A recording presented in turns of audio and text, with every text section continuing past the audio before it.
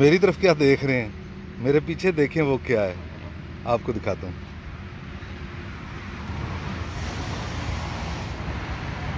ये हम जिस नए पॉइंट पे आए हैं, ये दरख्त के ऊपर कोई फल लगा हुआ है, और फल पत्तों के ऊपर नहीं लगा, तनों के ऊपर लगा हुआ है, और बड़ा वाफर मिकदार में लगा हुआ है, लेकिन मालूमात नहीं है इसकी कि ये कौन सा फल है। अगर किसी और दोस्त को इस मुतालिक पता हो कि कौन सा फल है तो वो कमेंट्स में ज़रूर बताए।